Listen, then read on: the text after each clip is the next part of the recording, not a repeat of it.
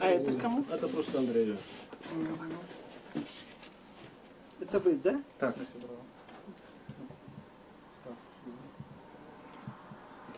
Позвонил. Я, собственно говоря, были бы еще пришли. Я вчера подорвал. Ну, все, я бы подорвал.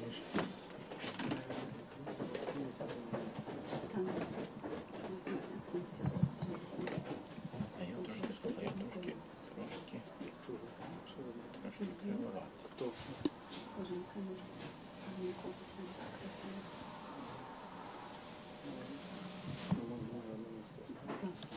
Усім добрый день.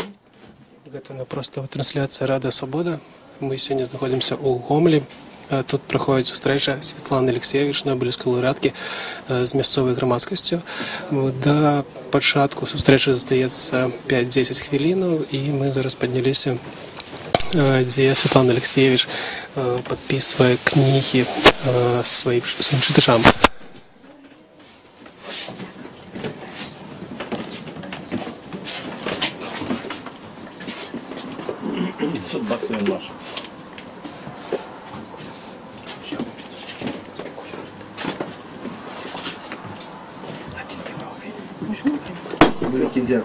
Светлана, вот я хочу вам стежок подарить, я Костюжуковский. Да, Елан, тоже с Гомельщины, звездки. Вот вам подарунок стежок. Хорошо, хорошо. Да, все вот хотят от вас взять, а я от вас и вам подарю. Спасибо. Можно сфотографироваться? Да, конечно.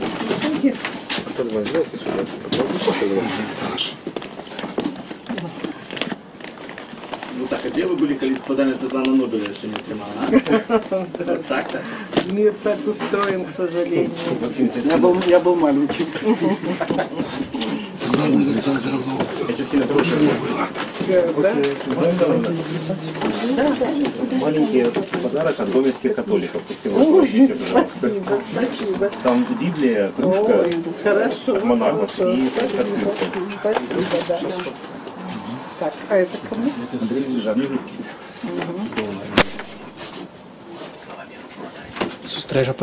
Сённяшняя сустрэча праходзіць у грамадска-палітычным цэнтры Гомлю. Гэты цэнтр таксама саюз пісьменнік, мясцовая суполка Саюзу пісьменнікаў Беларусі і рэгіянальная філія Беларускай асацыяцыі журналістаў арганізоўваюць сустрэчу са Святланай Алексеевич.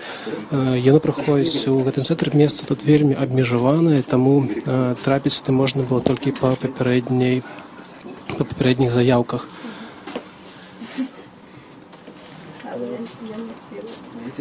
Яшчэ месяц таму мусіла адбыцца гэтая сустрэча 6-7 ліпеня. Святлана Алексеевич збіралася сюды прыехаць, але праз хваробу давялося адкласці гэтую сустрэчу. Да, конечно. Я вам передам открытое письмо, вы его прочитайте, пожалуйста, если считаете нужным. Напярэдадні перад сустрэчай падыходзяць людзі, просяць падпісаць кнігі, сфотаграфавацца. Вось зараз Максим Філіпович, вядомы па матчах недармаедаў блогер, падпісаў, зараз фотаграфуе сваю жонку разом з Святланай Алексеевич. Да. Что-то есть, да?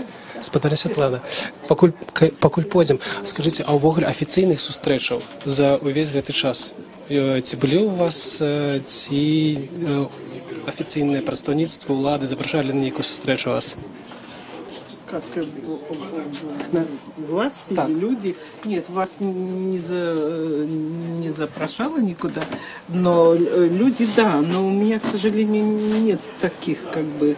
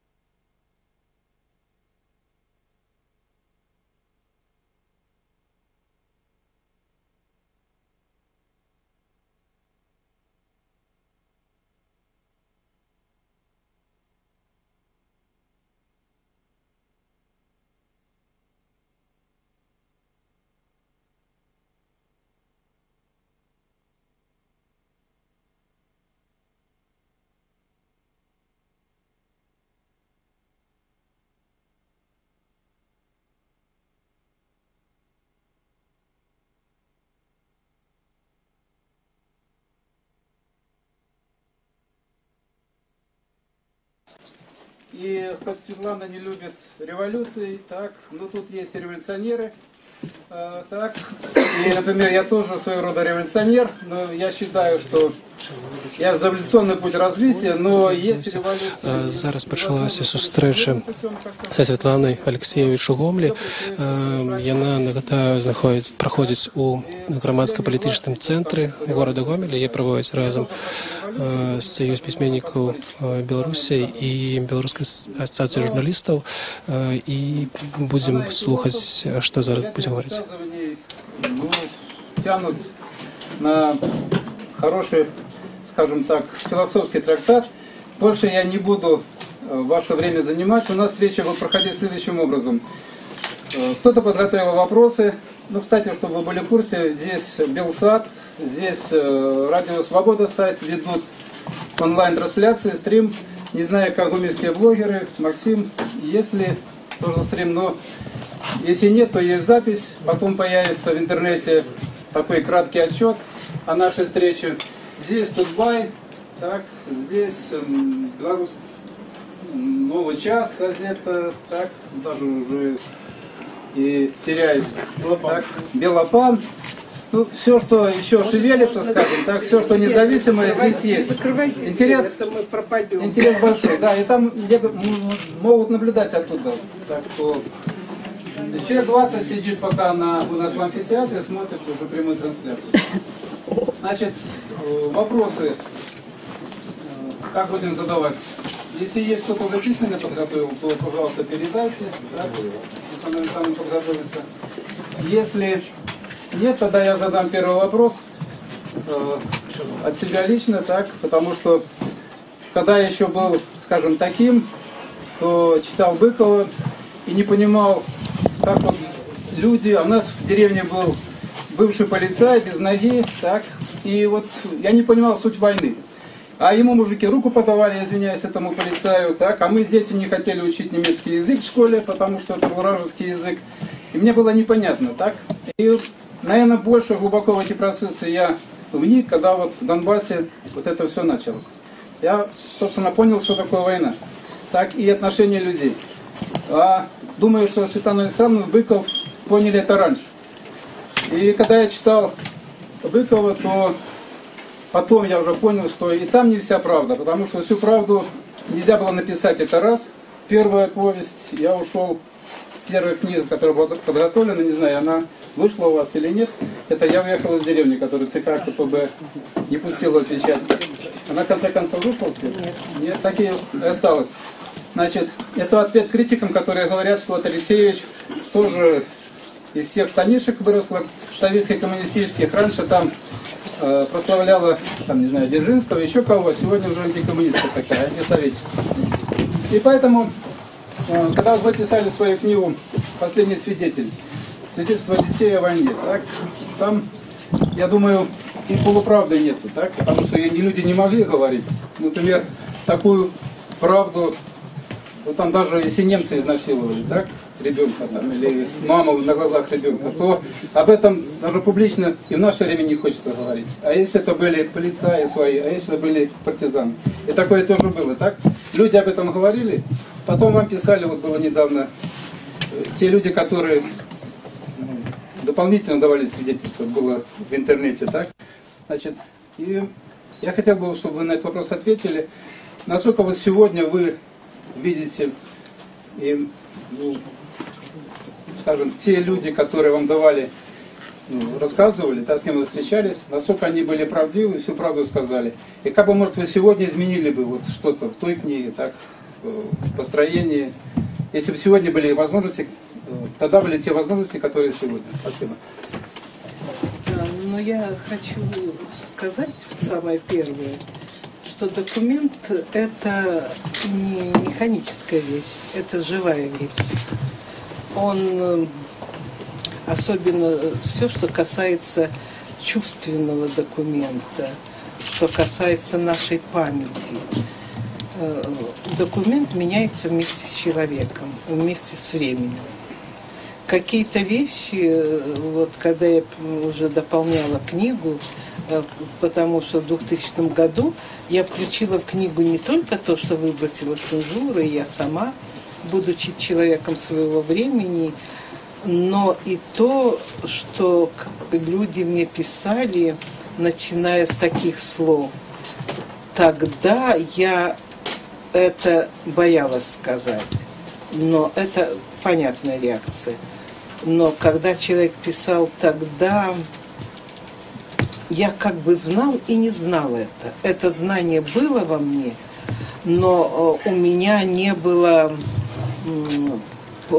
понимания, что правда это, а не вот то, чему нас учили, или то, что я читал в газетах, в журналах. То есть человек наполняет документ всегда временем. Потому что люди, которые были в 90-е годы, 80-е годы, и люди, которые сейчас, это разные люди. И у них другое отношение к тому, что и как они вспоминают. То есть те же «Последние свидетели», книга детей, это наиболее сложная книга, потому что раз человек должен был вспомнить свое ощущение детства.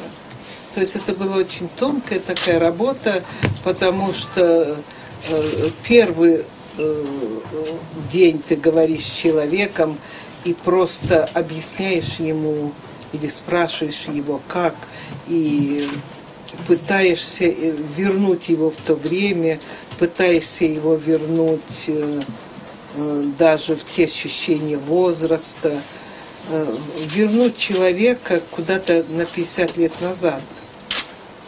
Это очень трудно, и, может быть, тут много, конечно, на этой дороге потеряно, потому что то, как мы с вами, любой из нас знает, то, как он чувствовал мир, когда ему было 9-10 лет, и то, как он чувствует мир сегодня, это совершенно другой мир.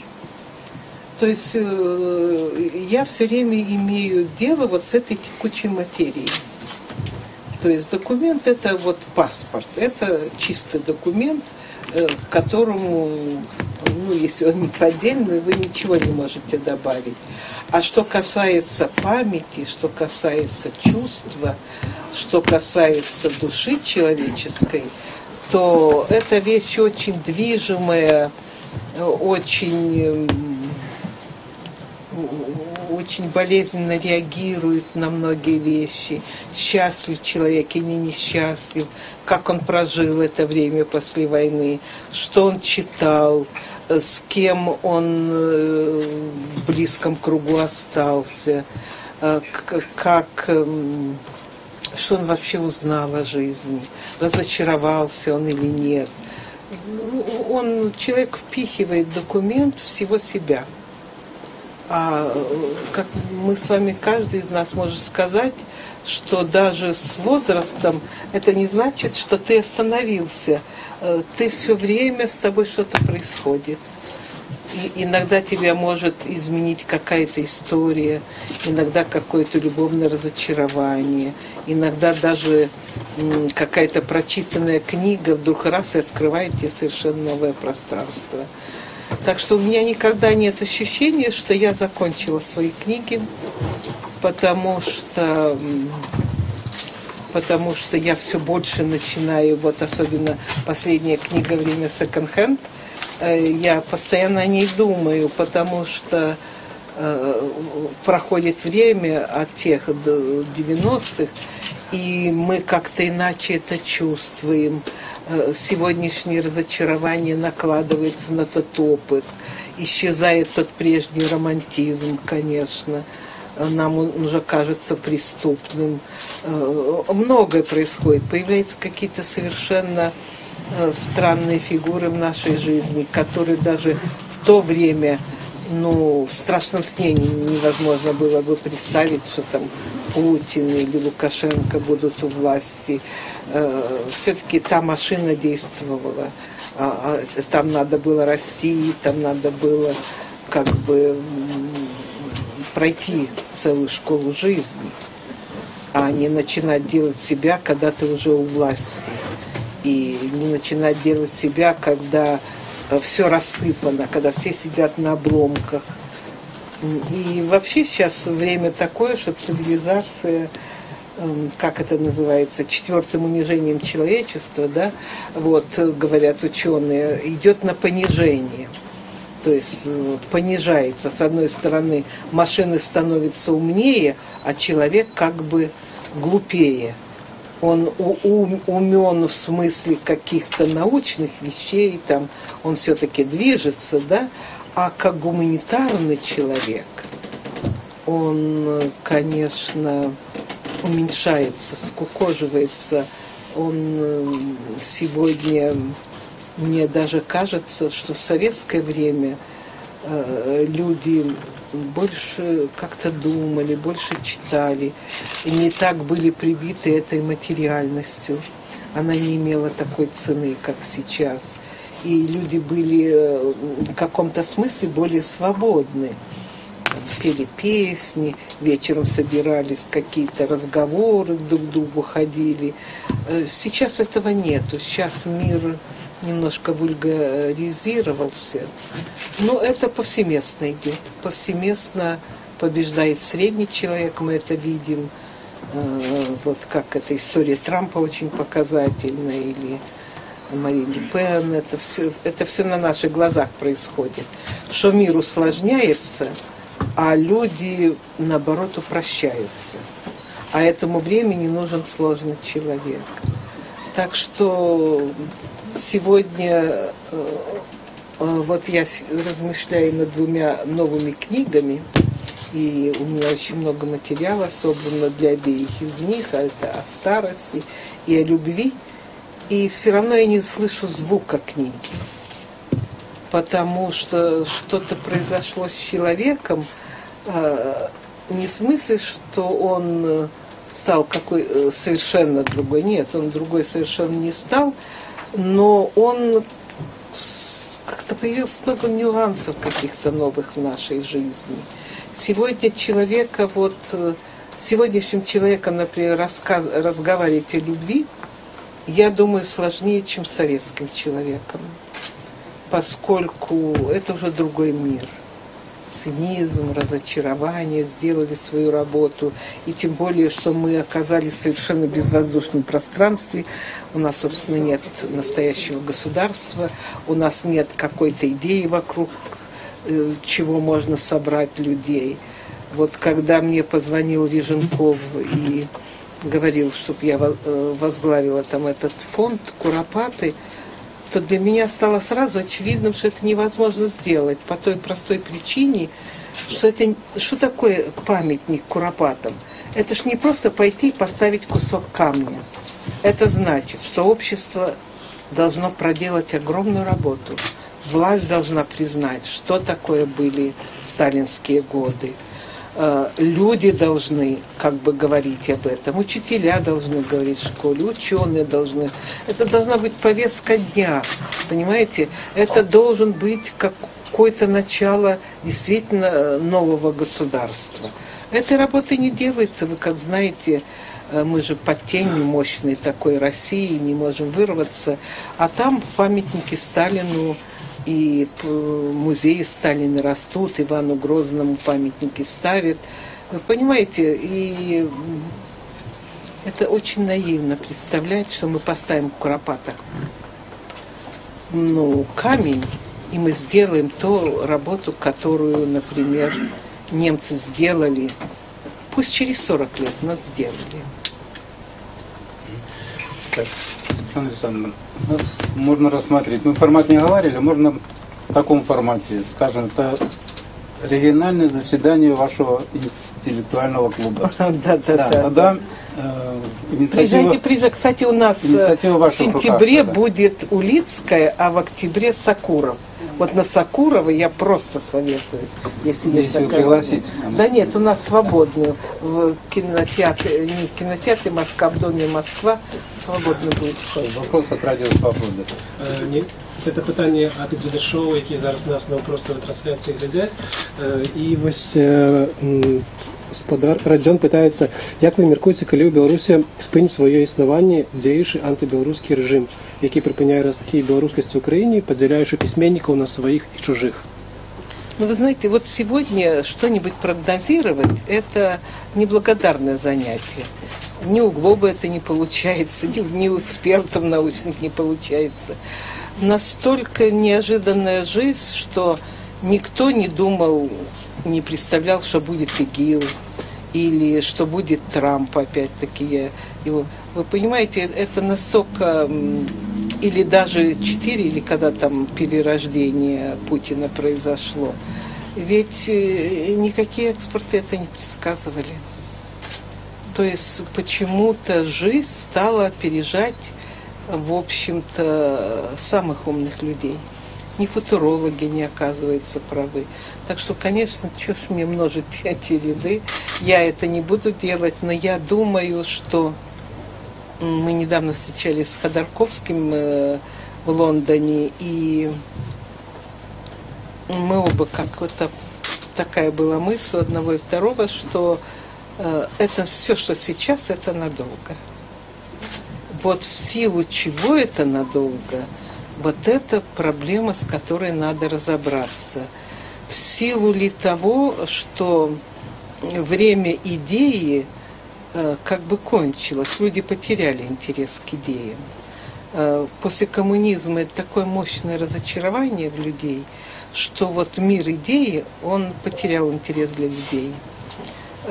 Идея жизни, вот что сегодня интересно людям. Идея как бы учить детей, хорошо одеваться, ездить, путешествовать мир. Вот я же много езжу, и я часто вижу, с каким удовольствием люди путешествуют. И как они, с каким удовольствием они говорят о какой-то вкусной еде, которую они пробуют. Вот я вот на Капри, да, как, ну вот и я спросила, это были самые простые женщины, но это было какое-то уже совершенно новое отношение к жизни. То есть качество жизни стало важным, а не качество идеи, что... А вот когда начинаешь с людьми говорить вот то, что нас волнует, это их не волнует, к сожалению, большинство людей. Они говорят, ну, что от этого изменится, как-то вот с Капри приеду домой и буду опять весь год копить деньги, чтобы поехать куда-то, увидеть мир, увидеть других людей, посмотреть. Вот появляется какая-то новая философия частной жизни. И я не думаю, что это стоит унижать. Просто, наверное, какой-то новый период жизни. А мы как бы общество культуры баррикад. Мы люди баррикадной культуры. И у нас всегда, если взять даже русскую литературу, взять белорусскую литературу, то, конечно, ее герои – это люди борьбы. Там чего-то... Вот, революции, как говорил Володя, да, вот, то сегодня сместилась, шкала ценностей сместилась. Людям интересна сама жизнь. Я так понимаю, что понимать надо так, что это надолго с Лукашенко или без него, но надолго? Не будет Лукашенко? Нет, имеется в виду, что мы имели в виду лидеров. Хорошо. Потому что, можно я кончу? Потому что эти лидеры, они носители определенного времени, определенной вот ценности того времени. Пока они будут, как бы, будет только накопление где-то в народе, в молодых поколениях, каких-то других ценностей, ощущений, но они как бы будут тащить нас назад, конечно. Жуковський, ви довгий час на Гомельщині жили, особливо молоді годи. От як на вас повпливало це все? Життя на Гомельщині, люди там, ваші батьки, як повпливало то, все, что было связано с Гомельщиной на вас? Ну, вы знаете, я очень рада, что я родилась, конечно, я в городе Ивано-Франковске на Украине, где служил отец, и нашел мою мать, украинку, она в библиотеке работала, он любил читать, поскольку до войны учился в коммунистическом институте журналистики в Минске. И с 3-го курса ушел на фронт. Вот. И я этого почти не помню детства, только запахи так помню, особенно когда у бабушки жила. Вот. А все, конечно, до поступления в университет я жила здесь, в разных районах. Отец был директор школы, много как бы менял школы. И я рада, что я родилась в деревне, и что я выросла среди вот этих старых людей, женщин, потому что как-то я очень долго помню, что деревни были, почти одни женщины жили всегда. Мужчины были только старые очень. Потом как-то откуда-то появились мужчины, а вот так, я же все-таки в 1948 году родилась, и долгое время были одни женщины. И я помню этот труд тяжелый, помню, как это лен там у нас, эти руки какие, вот, когда нас со школы тоже туда посылали. Так что я очень рада. Здесь моя первая учительница, вот деревня Пресно есть, вот, она была, ну, вообще, как-то отец Петриковского района, он оттуда, деревня Комаровичи такая. Так что во мне очень сильно это белорусское качество. Другое дело, что когда я писала свои книги, это почти 40 лет, то я занималась советским временем, советской идеей, этой красной идеей, то идея говорила на русском языке. И, конечно, я писала на русском языке, поскольку мои герои, они жили по всей этой огромной стране, и я их находила по всей этой огромной стране. В общем, утопия говорила на русском языке, и поэтому у меня нет хорошего белорусского языка, но есть почти физическое такое ощущение вот, мира, так как вот те люди, у тех людей, среди которых я выросла. Пожалуйста. Ольга, наставниця. Верні Світлана, я приготувала 4 питання, але я задам, може бути, одно чи два. Гомель. Ви сьогодні у Гомелі. Ваші самые светлые ассоциации с гэтым словом и самые сумные ассоциации. Это первое питание. Другое питание наступное. В Гомеле и во всей Беларуси шмат хто з наставников и их администрации называют себе «мы государевы люди». Говорят, может быть, вы уже это здесь от кого-то чули. Скажите, як змагаться и жить сярод гэтага чалавека, які не мае магчымасці з'ехаць з Беларусі, з'ехаць з Гомеля? Это было другое питание. Дякую. Ну, вы знаете, Гомель, конечно, Гомель детства моего, это было место, куда мы ездили несколько раз с родителями, я помню. Ну, это было что-то, казалось, что мы почти как в Минск куда-то едем, в большой свет. И потом, конечно, самое грустное впечатление, это когда я ездила по Гомельской области после Чернобыля. Вот это ощущение и эти картины, как пострадал именно крестьянин, именно крестьянское население здесь, и это близкие мне по духу люди, крестьяне. Вот, это были очень тяжелые впечатления, эти красивые места очень, я помню, в Наровле, такие красивые места, и брошенные, огромные, такие большие дома. Хотя то же самое я недавно видела в Фукусиме, тоже почему-то красота и смерть как-то рядом. Там тоже такие красивые места вокруг Фукусимы. и пустые дома, пустые, красивые дома такие. Так что вот это было одно из самых грустных таких впечатлений. Что касается, как выстоять в это время, я думаю, это одна из главных задач сегодня каждого из нас выстоять, не сломаться, не поддаться этому такому сильному разочарованию. Это очень легко. Я думаю, что может спасти? Спасти может близкий круг. Вот, не только близких людей, но вот и здесь. То есть надо как-то собираться вокруг каких-то вот идей. Вот есть у вас здесь идея. Это очень важно, чтобы рядом были люди такие же, как ты. А не просто такие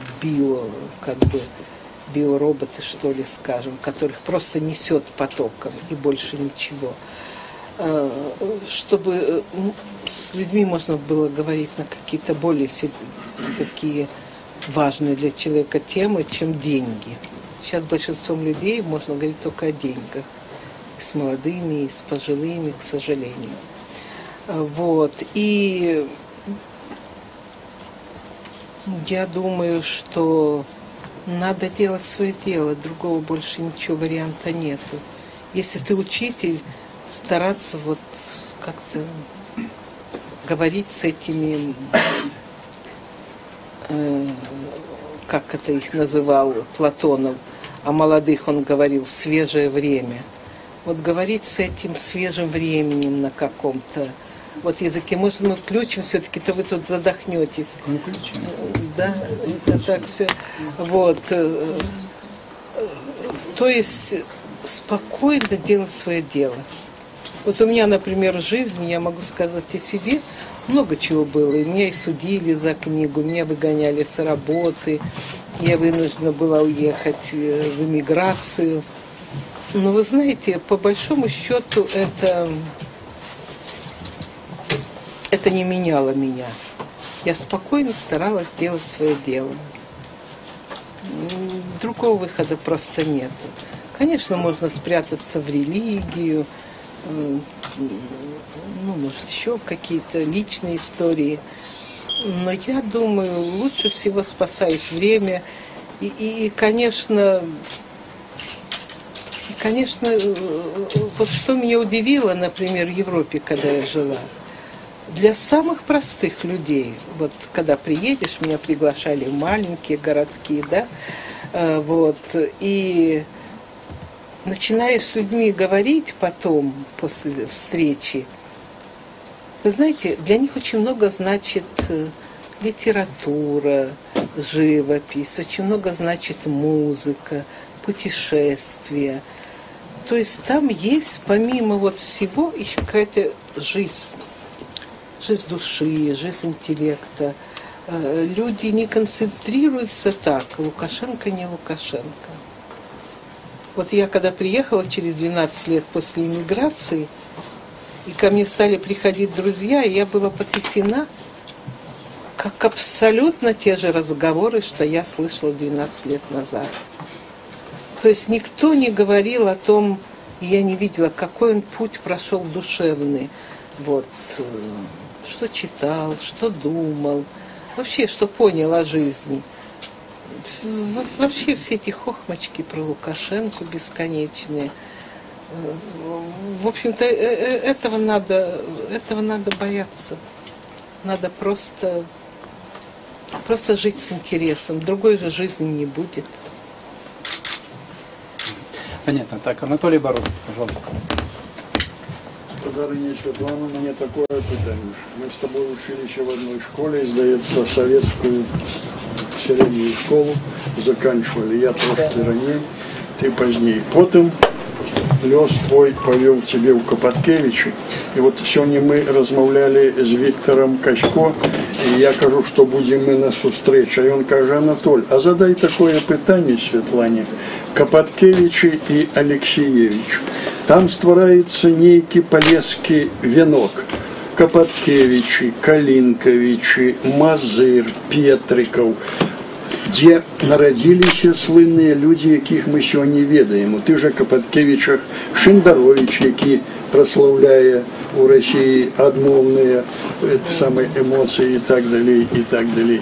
Поэтому я не буду распаўсюджвацца и шырэй брать.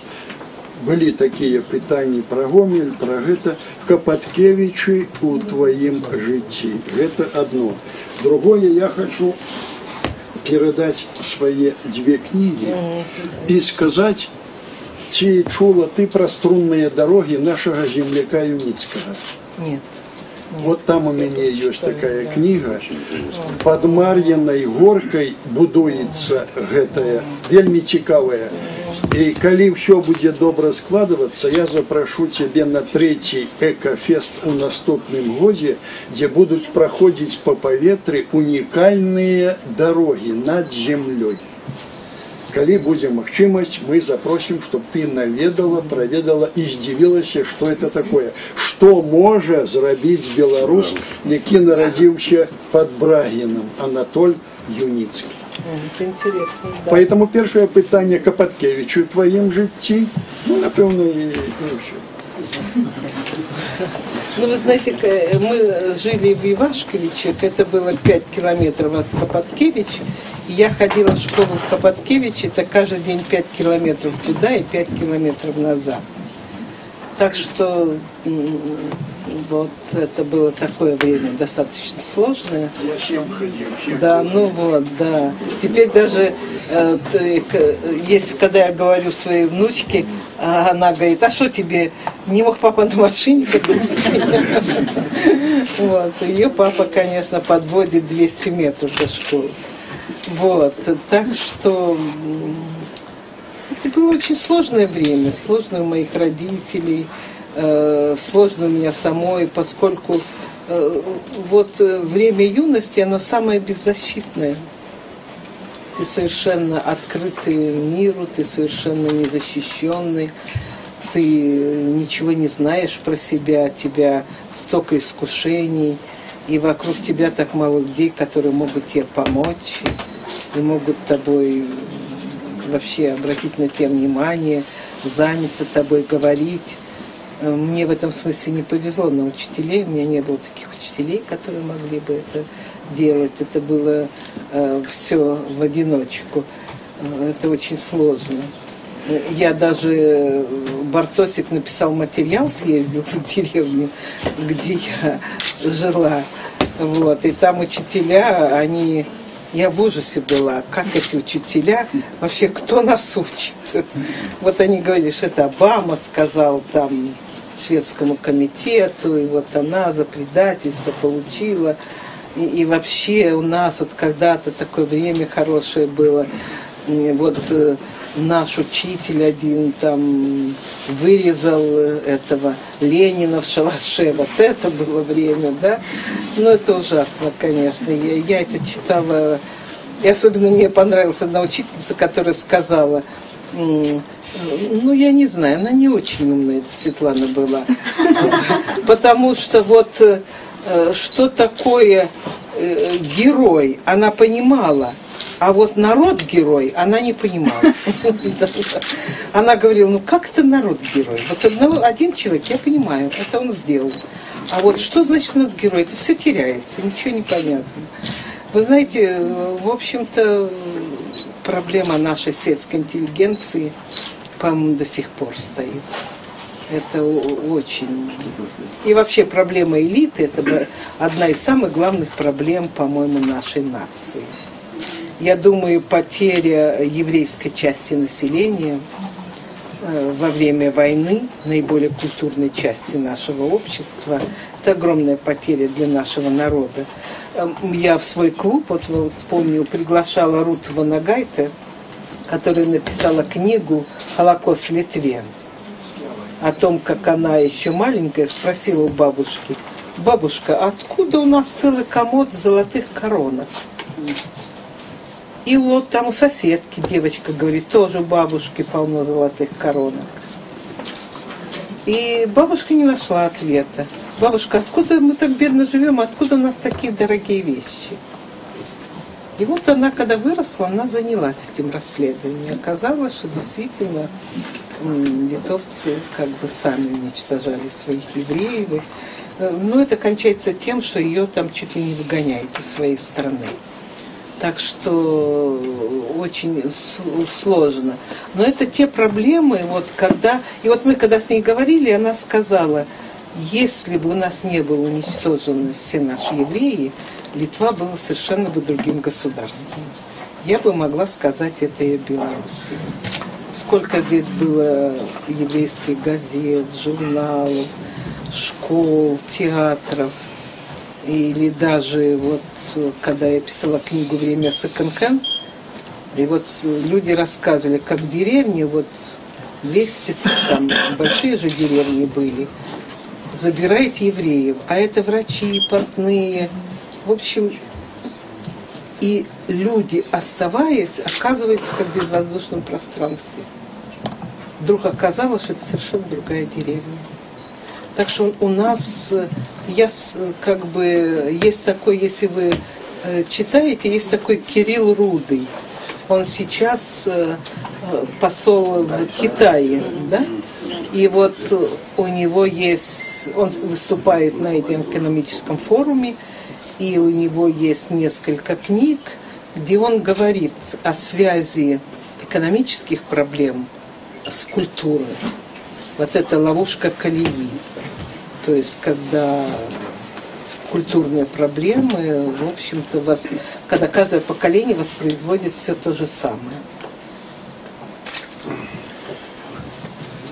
Я уже говорил, что не случайно Светлана сидит рядом со мной, а я сижу рядом с ней. Так, потому что наши взгляды на жизнь, на этот мир совпадают. Так? Для меня, во всяком случае. Хотя мы видимся первый раз. Так, вот, только по телефону общались. Сегодня благодаря интернету, так, сейчас минуту посидите. Мы позицию Светланы Александровны знаем, ну, кто хочет знать, так, досконало, мне кажется, белорусы. Вот на нее досье, которое я там составил, так, ее интервью за последние пару лет, ее нобелевская речь, все здесь есть, так, поэтому, в принципе, я знаю на любой ответ, ее позицию, ее, что она скажет, так, но ведь суть в том, что ценность в том, что вот этот человек скажет, когда ты задашь вопрос, когда твои позиции действительно совпадают. Валдина, да? Я, правда, не всегда знаю, что я отвечу. Я сомневаюсь. Так, ну, я в соответствии с тем, что я имею в досье, так, я знаю, что вы ответите. Сейчас мы затронули еврейский вопрос. У нас в Гомеле он получил вот, месяца 3 назад такой прикладной характер. И даже наш земляк из Мозыря, который сейчас проживает, и мы тоже неделю назад познакомились с ним, по этому делу приехал, здесь в Гомеле подает судебный иск, так, у него высокий титул, президент, так, самоназванный, сам создал организацию, сам стал президентом, проживает постоянно, имеет белорусское гражданство в Соединенных Штатах, Яков Гутман, и у него тоже есть вопрос, вот он уже руку тянет, так, и, пожалуйста, Яков, ваш вопрос, он прикладной, с одной стороны, с другой стороны, ведь правда всегда неприятно, так, вот Литва восстала против, так, Руты, уже Светлана Александровна сказала, так, потому что литовцы действительно устроили геноцид евреев у себя, так. В Беларуси такого масштабов не было, но это тоже было, так? Ну, вы знаете, мне очень хорошо ответили один старик, который, когда я писала «Время секонд-хенд», я тоже так наивно говорю, вы знаете, все-таки мы не убивали евреев, как поляки, как литовцы. Он говорил, белорус не убье, але за мешок муки продаст. Ну, все было, так? И правду мы еще с вами откроем, потому что она не вписывается в идеологию. Яков, пожалуйста. Я даже не знаю, с чего начинать. Начинать, наверное, с названия организации, которую я представляю. Она называется Всемирная ассоциация белорусских евреев. И эта организация зарегистрирована в Соединенных Штатах, в штате Нью-Йорк в частности, с 1993 года. И вот с все, о чем шел разговор до того, как я получил возможность задать вопрос, это все то, что лежит на сердце у каждого человека. Неважно, еврей, русский, поляк и так далее. Нас, когда я говорю нас, я имею в виду организацию. Нас очень оскорбляет, обижает отношение нынешних властей к могилам наших предков, которые нашли свой последний приют в белорусской земле. Вообще, есть такая старая мысль, что для того, чтобы определить, как живет город, надо побывать в двух местах. На кладбище и на рынке. Я не думаю, что надо объяснять, почему эти два места. Скажу про кладбище. Кладбище, состояние кладбища отражает уровень духовности народа. И у каждого из нас кто-то здесь или в других даже государствах похоронен. И все мы, в общем-то, все нормальные люди, как бы думают о том, чтобы сохранить могилы своих предков. К сожалению, то, что происходит с кладбищами в Беларуси, когда к некоторым могилам просто подойти невозможно, оно усугубляется тем, что на христианских кладбищах люди все-таки, у кого-то осталась внучка, у кого-то осталась дочка, у кого-то остался сын, они приходят. На наши могилы практически никто не приходит. Но этого мало. Сегодня, вчера, позавчера на еврейских кладбищах в Мозыре и в Гомеле строятся жилые дома. И причем эти дома разрешения, естественно, дают власти. И если мы не сможем остановить власти, я думаю, что мы потеряем все еврейские кладбища по Беларуси, потому что вы, наверное, знаете, что при советской власти крушили кладбище, невзирая на национальность или веру тех, кто там лежит. Вот в Мозыре, например, в 50-х годах на католическом кладбище построили дом культуры, дом строителей. В 70-х годах на еврейском, в 70-х годах на еврейском кладбище построили школу, а в 80-х годах на православном кладбище построили спортплощадки для школы. А вот последние сколько там, начиная с 1994 года, крушат только еврейские кладбища. Только. Но всегда в истории было так, что начинали с нас, а заканчивали всеми. Поэтому, возвращаясь вот к памяти, к куропатам, то, что вы отказались возглавить этот фонд, или как он будет называться, связанный с куропатами, наверное, это объяснимо и понятно. Но я хочу попросить вас как-то участвовать, а форму можно определить. Участвовать в этом, в остановке процесса уничтожения кладбищ. Потому что, если мы говорим о белорусском законе, то белорусский закон запрещает любое строительство на любом кладбище, вне зависимости от даты последнего захоронения. Более того, 21 сентября прошлого года правительство Беларуси и правительство Соединенных Штатов подписали соглашение, межправительственное соглашение. Со стороны Беларуси подписал министр иностранных дел Маккей, в котором Беларусь взяла на себя обязательство сохранять эти места. И вот, строя на кладбищах, они нарушают собственный закон, международное соглашение, я уж не говорю о моральных всех. И, кстати, еврейский закон тоже нарушается, потому что по еврейскому закону останки можно переносить только в Израиль. Вот, поэтому, естественно, ваше участие, я еще раз говорю, форму можно определить, в этом процессе остановления этой дикости, потому что даже нацисты не трогали еврейские кладбища. А в 21 веке только ИГИЛ разрушает кладбище. Вот еще раз подчеркну, что я надеюсь, что мы найдем какую-то форму вашего участия в этом процессе восстановки уничтожения кладбищ. И не только еврейских. Спасибо. Ну, это даже и не сказать ничего. Конечно же, если будет такая возможность, потому что это одна из форм дикости, одна из форм того, что во главе власти всей этой чиновникам у нас малообразованные люди. Если бы люди эти были образованы, такого бы не было. Можно же быть высокообразованным, но низкоморальным. Ну да, но все-таки циничным. Есть какие-то вещи. Характеристики раздадим этой власти. Да. Так, хорошо, не буду за вас. Так, Судаленко, пожалуйста.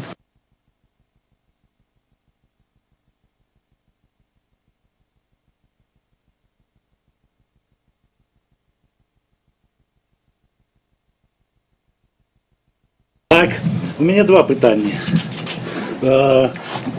Усі назирають у інтернеті, що ви зараз активно займаєтесь доброчинністю. Так, ось менавіта дівчині, яка проживає в Гомелі, ви вельми активно допомогли і вирішили її такі ось питання, да, тяжкі, складані питання, тому що цей чоловік має інвалідність і самостійно не могла вирішити жінка це питання. Я просто хотел сказать, что, конечно, усім нельга допомогти. Але я ось тут так само, як Владимир Олександрович подобрав течку, я прошу передайте Світлані Олександровні, і коли магчимо этому чоловіку допомогти, каб він мог придбати собі добрий протез. Ми громадою собрали вже половину грошей. Це такий мужчина, який вийшов у Пінську на акцію Дармоєдську, так, і протестував, тому що каже, що я збираю гроші і не могу собрать гроши себе на протез. Держава виділила йому протез, але їм користатися нельга. Коли ласка, зверніть увагу ось на цей випадок, і коли буде можливість, там усе є для того, каб ахвярувати і допомогти, каб у цього чоловіка збилася мара. Тому що він проживає на 5-му поверсі, і йому вельми тяжко без на мильницях. Что стоит этот протез? Этот протез доброго европейской якости, протез коштує. Тут у Мінську йому налічили 6 тисяч. Так, ми 3 тисячі вже громадою собрали, всі присутничаєте тут, хто присутничає, так? Ну, хто скільки змог, ми вже собрали. 6 тисяч доларів? Нет, 6 тысяч белорусских рублев.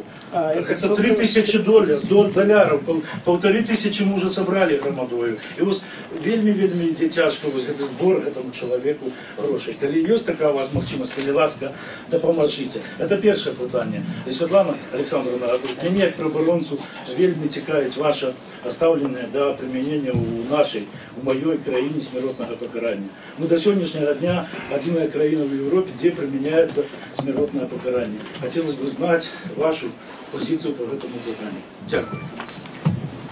Ну, конечно, я дам деньги, вот, но я хочу сказать, что я, как бы, когда получила премию, я очень большую сумму выделила, чтобы помочь людям. И эта сумма уже давно израсходована. Я же, к сожалению, не такой уж богатый человек, да.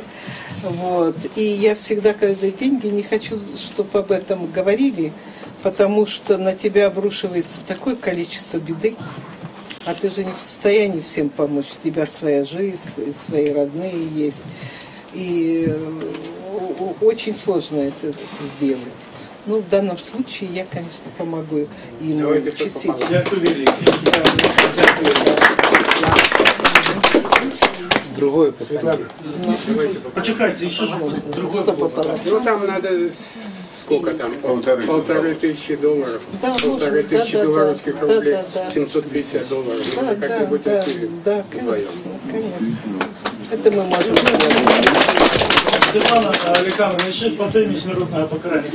Нет, ну, конечно, вы знаете, любой нормальный человек 21 века живущий, конечно же, против. По какому праву мы можем делать дело Бога? Да? Даже если это маньяк, если это страшный человек. Я понимаю, когда там безумный отец или безумная мать хотят убить там в зале суда или что, я понимаю их отчаяние. Но государство не должно так поступать. Во всем мире этого нету. И конечно, это только говорит о степени нашей дикости. Мария Александровна, пожалуйста. Мария Шимановская, Белорусская ассоциация журналистов. 8 жніўня на сайте украинского часописа надрукаваны артыкул Оксаны Забушка. Вот такая. Артыкул яна назвала «Украинское громадство, позбавленное ориентиров». Ну, яна пишет про пошук вот национальной идеи. Яна тут цитуе и Мираба Мамардашвили, «Незалежность нам потребна для того, как нас себе побачить», и Хосе Артегу Засета, что национальная идея – это не то, что народ думает про себя в часе, а то, что Бог думает про его вечности. Тут и Егель, что это реплика у драме сусветного духу. И в этом контексте, в этой темы, яна згадывая про белорусов, вельми цікава.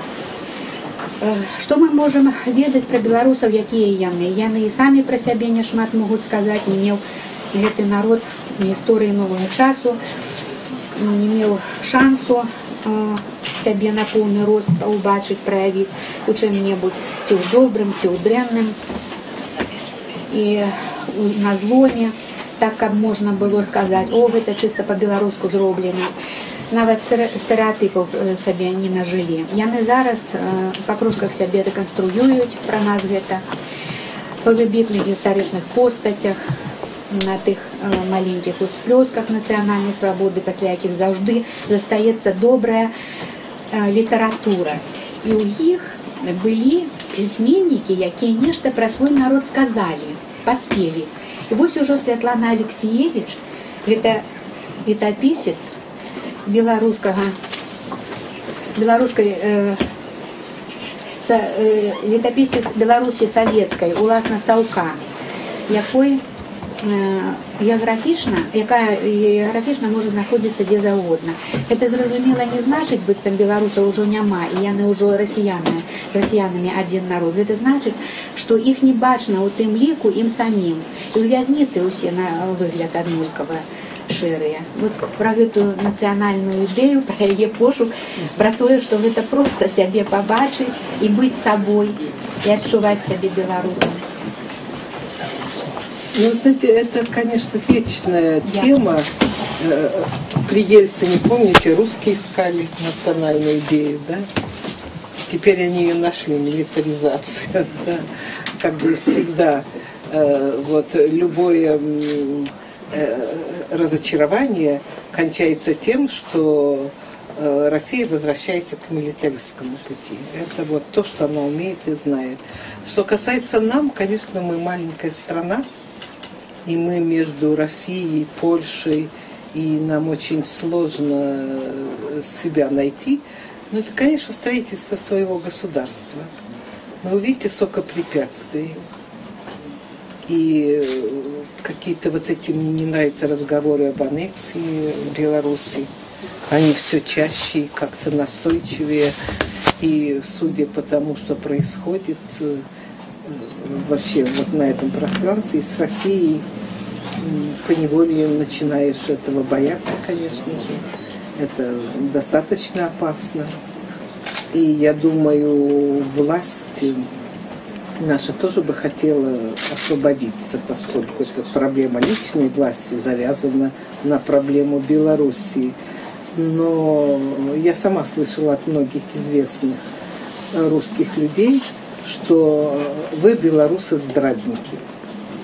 Вот вы предатели, вы предаете вот это. То есть Нас ждут очень, я думаю, в этом плане сложные времена. Хотелось бы, чтобы не было крови, но как бы времена сложные. Ну, единственное, что все-таки после Украины это, наверное, сложнее сделать. Что касается национальной идеи, то только вот национальное государство. У нас она только так. По-моему, ничего другого мы, поскольку мы опоздали это сделать раньше, то ничего другого, кроме этого, нету. Национальный язык, национальное государство. Но как это сделать? Я одно время думала, что власть после Крыма перехватит у оппозиции национальную вот эту идею. Мне казалось, что и Лукашенко заговорит по-белорусски. Я не знаю, может, еще и заговорит. Все еще впереди. Поскольку, когда запахнет жареным, чего только не сделаешь. Вот. Но другого ничего нет. Нет некой воздушной национальной идеи. Но она конкретная. Для нас, у белорусов, как раз она очень конкретная. У нас нет своего государства, поскольку язык это не сделано, школы не на белорусском говорят. То есть белорусскую литературу, когда там посмотрели, сколько читает, это крошечные тиражи, крошечное количество людей это читает все. И нет же этих школок, лицеев. Так что это очень серьезная проблема. Но тут все ясно как раз. Рубцов, пожалуйста. Здравствуйте. Это «Белорусское поле экспериментов». Это YouTube-канал, он блогер, у нас такой проект «Роторная жатка». В общем, у нас такой как бы не формат в целом деятельности. Сталкиваетесь со многими людьми разного прослоя, то есть, получается, социальные группы, и крестьяне, и рабочие, и милиция, и чиновники. И они видят нас какую-то такую некую силу, да, то есть в нас, в оппозиции, которая может что-то поменять. Но у них как бы такой вопрос очень часто они нас спрашивают, и как бы хотим обратиться к вам, как все-таки человек, который, вот, на мой взгляд, это вы белорусская, сейчас самая известная белорусская, я как бы сейчас уже живу в это время современники. И такой вопрос, почему наша оппозиция белорусская, она разъединена, когда она объединится, и что для этого нужно сделать? Спасибо. Это не по адресу питания. Вы знаете, я недавно выступала в Европарламенте. Так вот, я хотела сказать, что я недавно выступала в Европарламенте, и там были в этой группе, которые приехали на выступление, был и Беляцкий, Лебедько, Римашевский. И вот когда мне кто-то из депутатов задал вопрос, почему я не с оппозицией, явно с кем-то, а я сказала, а с кем? Я не понимаю, что это за оппозиция, которая за 20 лет не может найти одну кандидатуру. Почему эта оппозиция сожрала Миленкевича, который был достаточно реальной фигурой, который мог бы принять, и Европа могла бы принять. Боже мой, как на меня наша оппозиция обиделась. По-моему, Лебедько сказал, что я хочу, чтобы какой-то Дед Мороз появился. Да. Я думаю, это, конечно, влюбленность в себя, а потом они уже свыклись с этим образом, и я даже плохо думаю, они даже чем бы они будут заниматься. Это их личная какая-то трагедия. Конечно, должно новое поколение прийти. Есть и молодые ребята, Дашкевич, там немного, но все-таки они есть. Но пока будет старая позиция, по-моему, ничего не будет. Во-первых, они потеряли факт доверия у народа. Если ты 20 лет проигрываешь, то нечего думать, что народ тебя будет поддерживать. Это не жена собственная, которая вынуждена тебя поддерживать. Да? А это все-таки надо иметь доказательства. Вот Навальный и то теряет. Человек с таким капиталом, казалось бы, и то он теряет время. И то он как бы уже может быть той фигурой, которая уйдет. Да, кто-то, может быть, другой придет. Потому что, особенно у наших людей, славян, очень голосует глазами, да, очень важен психологический, эмоциональный фактор. И, как вы знаете, если народ вырос в культуре борьбы, то он не любит проигравших. Он не любит тех, кто проиграл.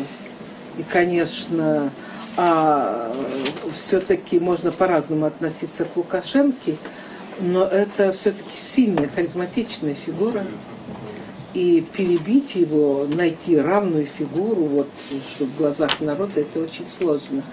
Тем более, когда тотально уничтожается все, и нет возможности другой фигуре появиться. Так что с этим очень сложно. Алексей, вы в интервью Родион очень хорошо сказали про Лукашенко. Кто он и как он нос по ветру держит? Сказать не надо. Политическое животное, которое держит нос по ветру. Я внимательно прослушал ваше интервью. Ну, знаете, я хотела вам сказать, я получила премию «Триумф», это где-то лет 15 назад. И эта премия еще, тут был Березовский, и он, это его деньги Логоваза были. И мы сидим за столом, весь этот бомонд русский, все, и вот я помню, за моим столом сидел Вознесенский, Жванецкий, кто-то еще, Васильев, по-моему, Балерун. И подходит ко мне Березовский и говорит: Светлана, вот я слежу за вами, и я не могу понять, почему так против батьки настроены. А мы тогда тут смеялись, корова Милка, там жена, все это такое, да?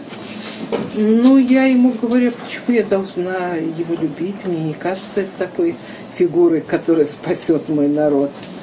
Он говорит: вы знаете, Света, я вот всех политиков знаю на постсоветском пространстве. И должен вам сказать, вы попомните меня. Он мне сказал, это один из наиболее талантливых и сильных фигур. И так просто он не уйдет, как вы думаете. К сожалению, это оказалось правда. Вот, у него действительно есть это чутье и некое совпадение состояния народа с этой фигурой. Понимаете, вот сейчас... Он Кристиан Андерсон. Да. Пожалуйста, не вмешивайтесь. Только вот сейчас люди начинают как-то более уже открывать глаза, все. Но 20 лет это... Конечно, там прибавлялись эти проценты по голосованию, все. Но я думаю, 60% он имеет, к сожалению. Может, на новых выборах, не знаю, когда они там. Александр, вы еще в интервью сказали, что страдания не конденсируются словом. Да, вот это, вы знаете, вот я написала 5 книг, и почти 40 лет этим занималась. И это был мой главный вопрос. Почему наши такие великие страдания не конвертируются в свободу? И я не нашла ему ответа. Я не нашла. Может, это связано с потерей нашего исторического времени. Все-таки мы всегда были там под поляками, под русскими. Значит, наша собственная энергия подавлялась все время.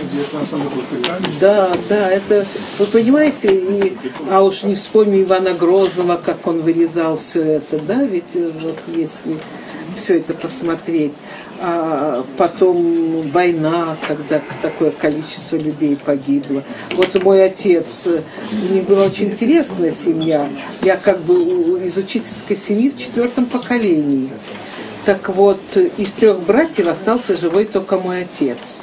Хотя это была семья такая, вот, и дед скоро, и мама, и бабушка умерла в партизанском отряде. Вы понимаете, это все уничтожалось. А так генетически быстро это не набирается. Мы же видим даже в России, насколько там сильна генетика, вот, и запас потенциальный. И то мы видим какое-то безлюдие сейчас. Потому что насильно вели христианство. Вот я просил бы у вас...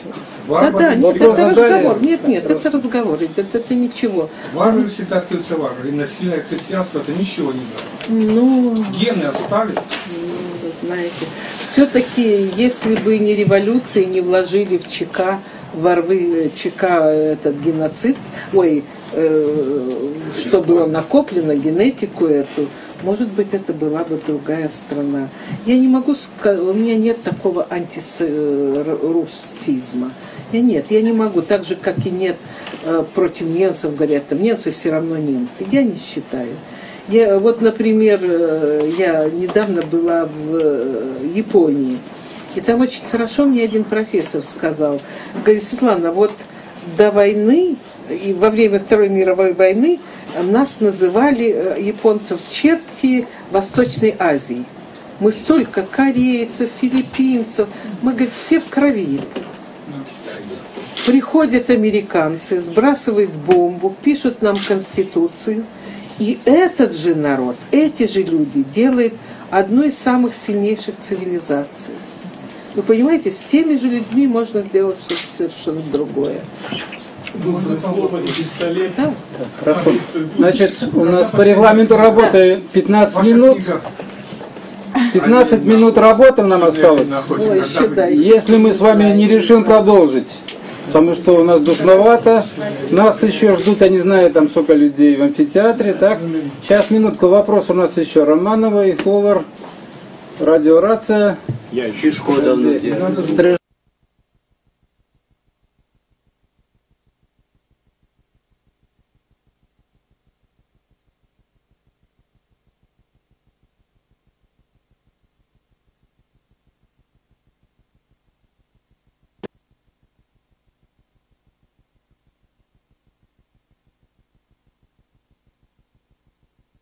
Это часы, когда солдаты отправляли зведки в жудасныя падзеі. Я просто хочу запытаться. Ось вы столько текстов записали, трагичных.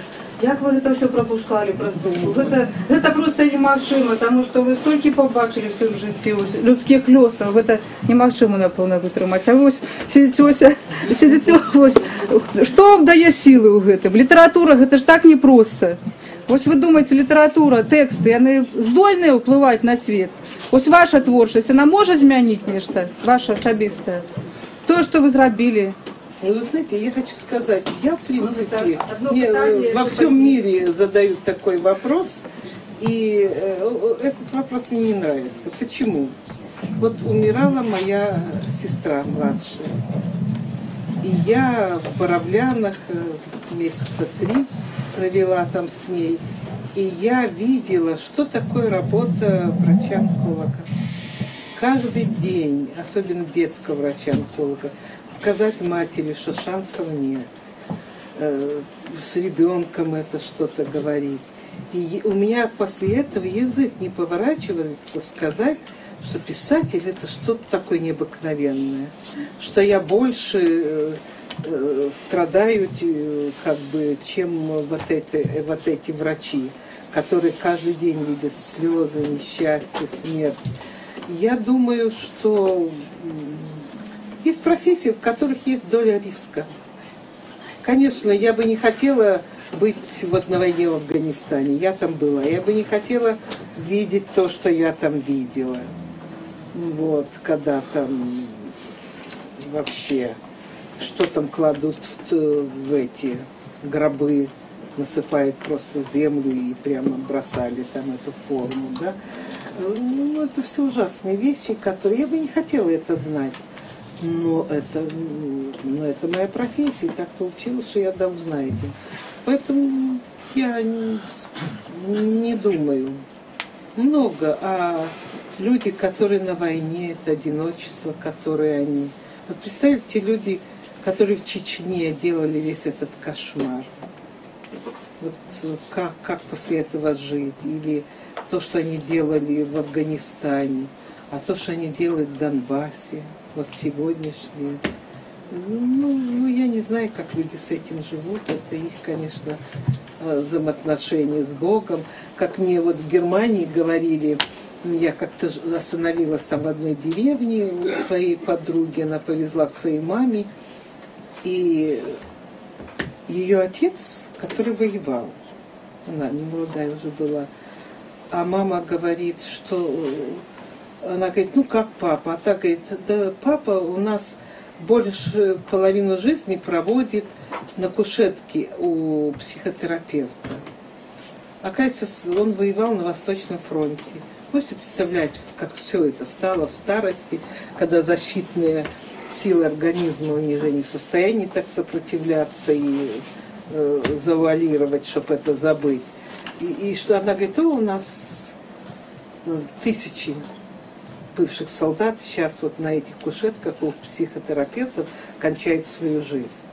Так что, знаете, много людей, которые действительно очень жестко. Добро допомагає, Світлана Олександровна. Це просто подарунок такий ось. Рушник витканий у вірці. Поглядіться, який він яркий. Як завжди у вас моменти такі були.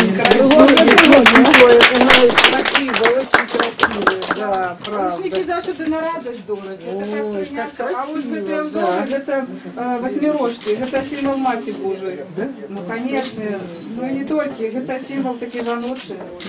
Разом с тем и солнце. Символ солнца. Я видела рушник от нас. Помогать. От всех людей, кто любит нашу Беларусь. Ну, а так, кто живет тут у нас на Гомеле. Спасибо большое. Вопрос от радиорации. Ага. Скажіть, будь ласка, ось ми тут живемо на Поміжжі, і у нас часто вже чого таке відчування, що тут може бути повторення Донбасу. Ось ваше відчування, чи зможуть білоруси свою незалежність відстояти? Чи ввогуле це питання не повстає, і ми просто себе тут накручуємо на Поміжжі? Вы знаете, вот мы уже как-то немножко этот вопрос задевали. Я думаю, недавно у меня на кухне сидел очень известный наш человек, и он модельер совершенно, Саша Варламов, совершенно из другой пространства. И вдруг он, вот мы так говорили обо всем сегодня, и он говорит, Светлана, а у меня такое чувство, что все мы будем удирать отсюда. Я говорю, а что ж это уж сразу так удирать? Он говорит, вот ощущение крови какой-то. Я бы этого не хотела, конечно. А все может быть, потому что рядом с нами такой непредсказуемый сосед. У него такие непредсказуемые геополитические какие-то фантазии, да. И вы знаете, чувство имперскости, оно настолько сильно в русских людях. Я помню, как мы снимали кино по моим книгам с японцами и оказались в Ускуте, у черта на куличках. И ехали там к одному из моих героев. И этот человек так был рад, что он наконец нашел работу, поскольку работы нет, который вез нас на автобусе. И вот мы работали день, а вечером мы сели поесть. Кормили нас там одними пельменями. И этот Камакура, режиссер, говорит, и какого черта вы лезете? То на Украину, то в Чечню, то еще. Вы знаете, этот мужик встал, послал нас на всех матом и оставил нас в тайге. Вот так. Мы еле оттуда выбрались. Вы понимаете? Я поняла, вот он был так счастлив, что он заработает, все. И это та имперскость, которая не там, у Путина или у кого-то, вот она. Так что это неизвестно. Так, пожалуйста, Вова. Светлана Алексеевна, в 1998 году вы выступали в Гомеле в библиотеке Герцена. Помните эту встречу? Да, я тоже был на этой встрече, и под впечатлением в конце встречи подошел к вам и сказал, что у меня возникло желание, вдохновение нарисовать ваш портрет. Вы сказали, хорошо, позвоните мне завтра утром, и телефон Анатолия Готовщица, я утром звоню, передумала. Я плохо выгляжу, я то-то, то-то. Но, одним словом, я ослушался вас. И портрет сделал после того, как в интернете появилось столько фотографий, море. Поэтому мне было нелегко, потому что вот сейчас я сижу, смотрю на вас. Это другое совершенно впечатление, чем от тех 100 фотографий, допустим. Подайте, пожалуйста, портрет. Вот, у стенки. Совершенно другой вид. Да. Здесь она живая, а там... Обо всех интервью какая-нибудь Не хочу ни фильмов, ни фотографий.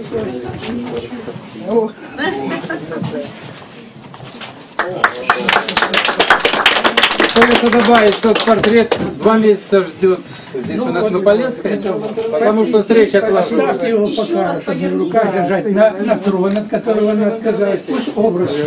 Называется «Первая ласточка», написан, когда Светлане Александровне вручили Нобелевскую премию, то есть в 2015 году.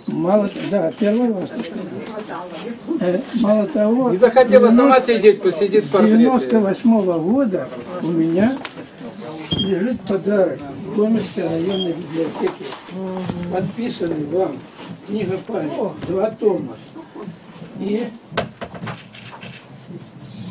вот они у меня сохранились. А это так, вот тут написано, видите? Да. С тех пор у меня лежит.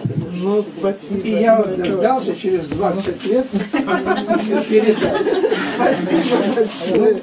Ну, я очень тронута. Спасибо, да. Я думаю, что будем считать, что это эскиз. Но. Потому что у меня появились новые мысли. Да, глядя на вас. Так что спасибо. Не обижайтесь, я просто не люблю всю эту... Так, кто у нас еще руки поднимал? Так. У меня короткое питання. Так, Рубінок, пожалуйста. Ну, я хотів би задати коротке питання тут ще про політику, про ваше останнє. У мене питання про літературу. Назовите, як ласка, 5, на ваш погляд, самых значных письменников. Умовлю для вас. Ну, окремя саму себе. Таких ви лічите те, що повинен кожен прочитати. Просто ваш особистий погляд. Тот, кто меня сделал, это Герцен, Джойс, наверняка, да, Достоевский, конечно, Чехов, это вот это главное мои. И современных очень интересная Ольга Седокова, и русская писательница, как философ, она была очень интересная. Вот, наверное, ничего нового. Я хотел сказать одну хвилину. Уже говори, давай, одну хвилину. Я хотел сказать, я простый читач этой, белорусской и все думаю.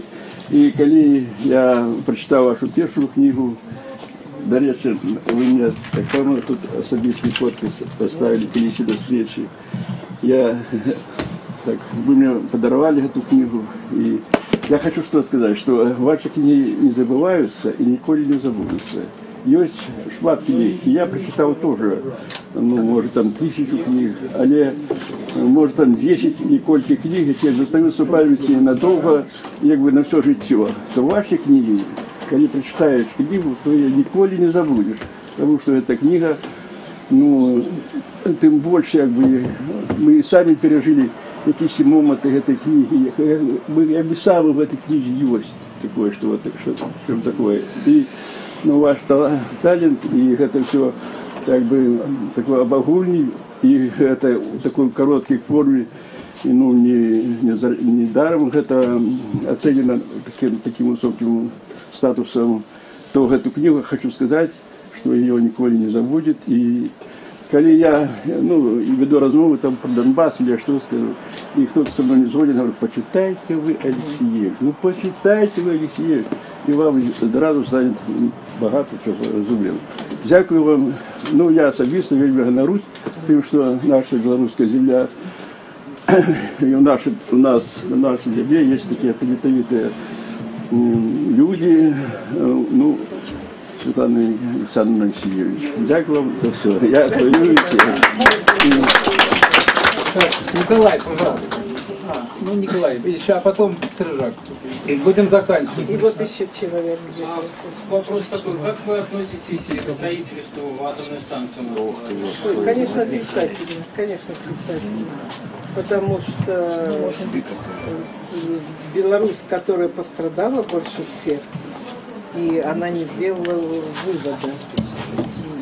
В то время как Швейцария, там, Швеция, вообще мир старается отказаться от атомной энергии. Мы, конечно, вкладываем огромные деньги в этот риск. Риск, который и литовцы боятся, и Латвия боятся, все боятся. Конечно. И уж о том, что эти земли опять хотят использовать, ну, я думаю, что вот чем опасна авторитарная власть, что не народ решает свою судьбу, а судьбу решает один человек. Вот это самая большая опасность. Так, Стрижак, пожалуйста. Спасибо. Можно? Минутку. Светлана Александровна, Андрей Стрижак, независимый профсоюз РЭП. Здесь сегодня в этих стенах вы находитесь в том числе в офисе нашей организации. Весной этого года так получилось, что мы стали одними из тех, кто сплотил вокруг себя людей, которые стояли против декрета номер 3, помогли сотням человек в противоборстве с этим антиконституционным декретом. И сейчас вышло так, что 2 августа наши места с этими несчастными жертвами поменялись. Профсоюзы независимые под атакой. Вы в курсе ситуации. Мы сегодня говорили про тех, кто не сломался. Мы сегодня говорили о важности солидарности между людьми, которые думают одинаково, которые хотят быть вместе. И с моей стороны к вам такое предложение. Мы написали открытое письмо в защиту профсоюза радиоэлектронной промышленности. Это такой жест, очень похожий на то, что делали в Советском Союзе интеллигенты и диссиденты, потому что было очень мало механизмов для того, чтобы воздействовать на власть. Даниэль Синявский, поддержка Сахарова. И такого рода письмо я передаю вам, и если вы посчитаете нужным, то мы были бы очень благодарны, если бы ваша подпись стояла под ним. Конечно. А что касается того, что делает власть профсоюза сегодня, это, конечно, предупреждающая политика, поскольку экономическая ситуация ухудшается, и это понятно, почему.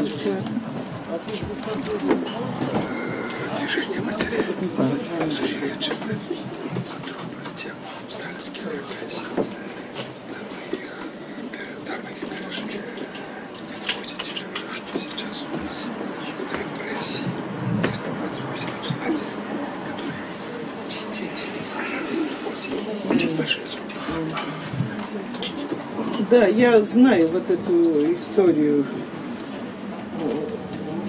трагедию матерей, которых дети сидят за наркотики, и там очень...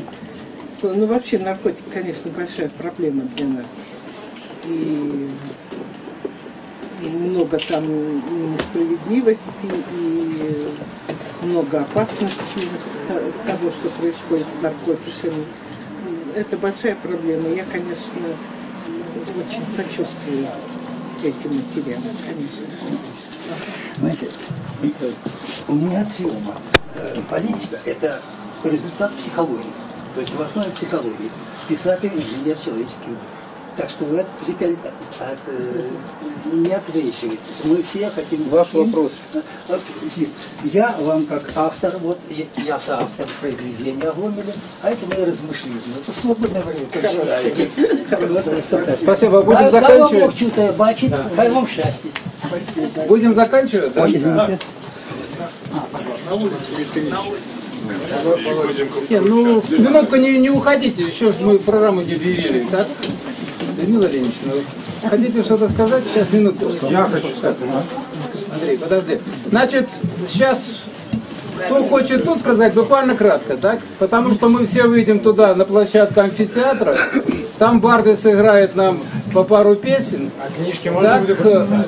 Не знаю, Светлана Александровна, вы сможете там подписывать книжки? Я просил бы вас выйти туда, потому что, во-первых, не все смогли здесь сюда прийти. Так, значит, автографы там.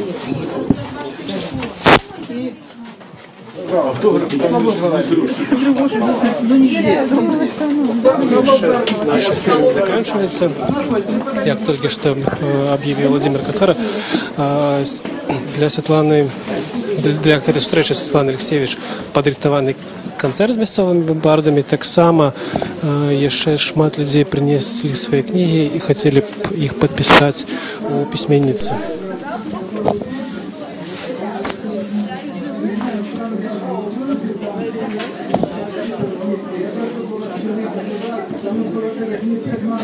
Памяшканне цэнтры грамадска-палітычнага жыцця вельмі маленькае. Тут ва ўнутраным дворыку яшчэ шмат людзей, якія проста фізічна не змясціліся. представить Армению Владимира Хахана, Светланы Георгиевны Спешки, Светланы Алексеевич, концертные столы выкладывали так само, еще шмат людей принесли и хотели подписаться.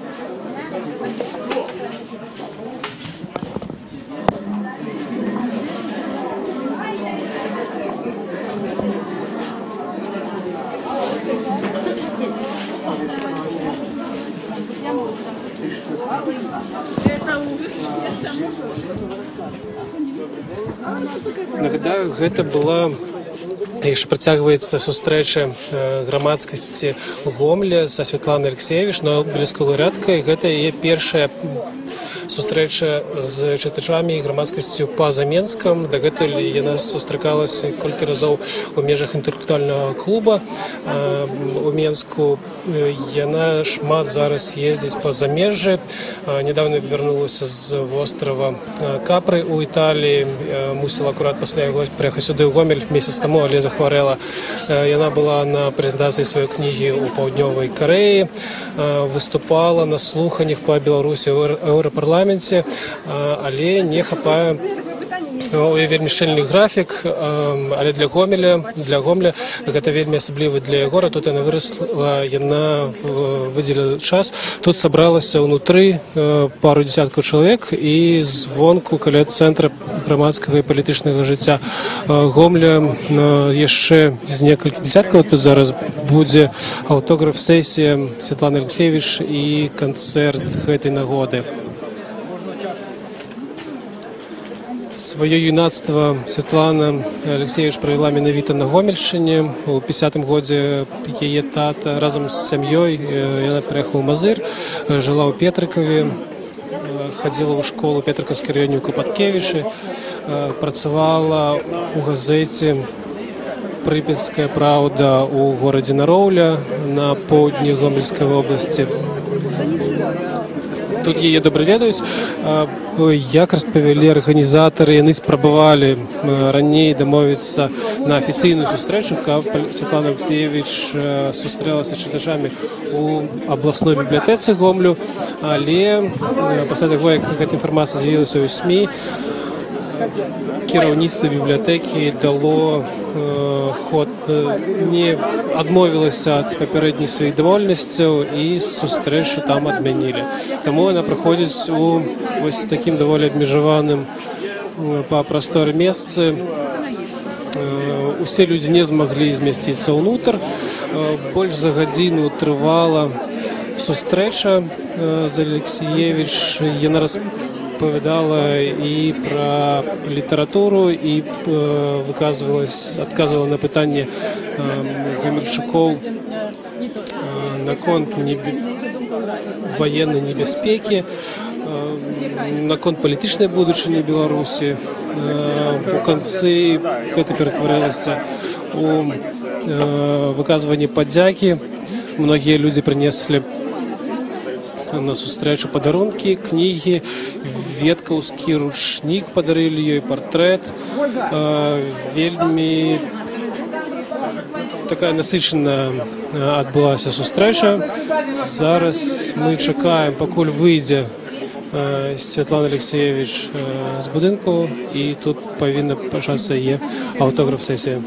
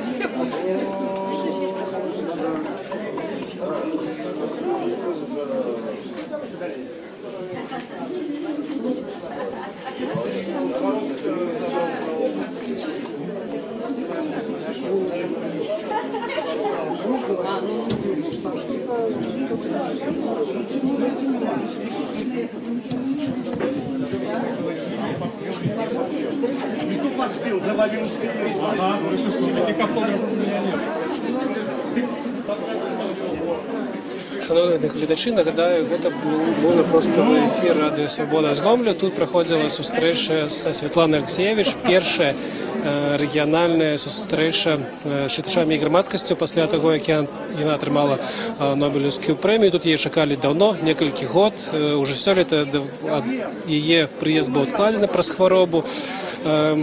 Некалькі дзясяткаў чалавек сабраліся ў цэнтры грамадскага і палітычнага жыцця Гомлю.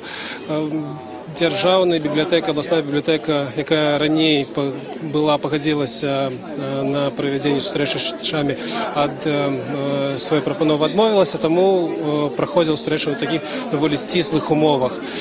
Мы яшчэ не з'язджаем адсюль. Заўтра паедзем разам са Святланай Алексєєвич у Капаткевіч, у вёску, дзе яна скончыла школу, і дзе яна сустрэнецца са сваімі аднакласнікамі і выпускнікамі гэтай школы. Рэпартаж пра гэта будзе ўжо ў панядзелак на нашым сайце. Таму развітымся на недоўгі час, заставайцеся на свабодзе.